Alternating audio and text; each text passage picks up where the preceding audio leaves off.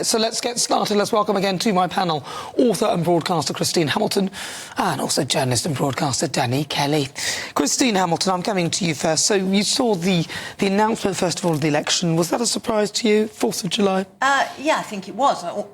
Anyone who says it wasn't a bit of a surprise, unless they were the half dozen people that Rishi consulted, I think it's probably not telling entirely the truth. Yeah, I was surprised. My personal view is, for what it's worth, is I actually think Rishi's had enough. Do you think so? I think he's had enough. I don't think he enjoys the job anymore. I think his wife hates it. I think she hates being in the bubble. She hates being at number 10, everything that goes with it. She hates him being ravaged and savaged all the time by the press and by the public. And I honestly think he's just going to have 6 weeks of hell and then he'll be off. That's what I think he's done. He cannot think he's going to win. I mean, he's not a stupid man.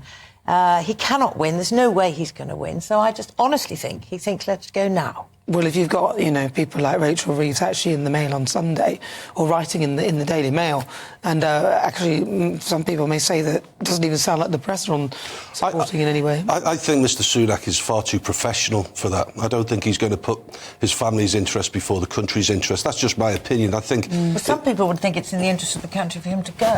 I know, but your view is that he's just had enough. And if he was an animal, he just wants to be put down. My view is that, well, he's got 6 weeks. No, but he's lost all will to live politically, is what you're saying. That is what I think.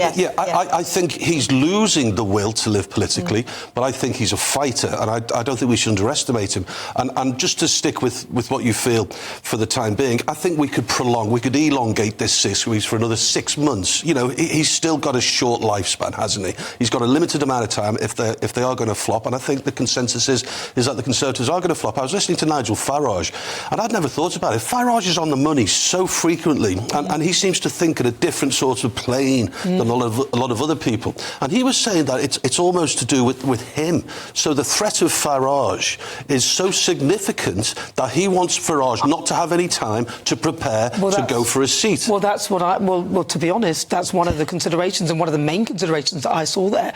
Christine's laughing, but I actually think my point is this.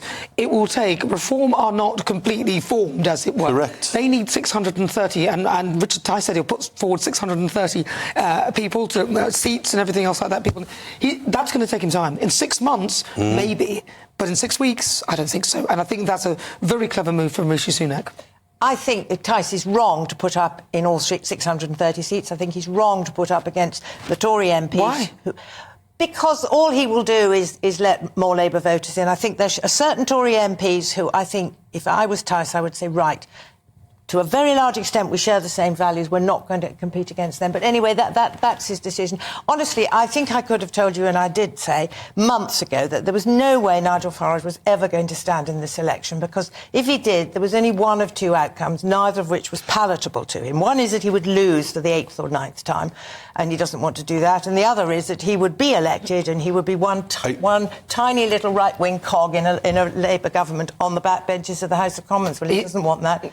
He's far better off in America. He's far more powerful being unelected, and also in America, where if he does become one of Donald Trump's right-hand men, then he will be very powerful. And in fact, he could be the negotiator from America to the UK. So we will probably still... He never wanted the Labour Party will probably need him.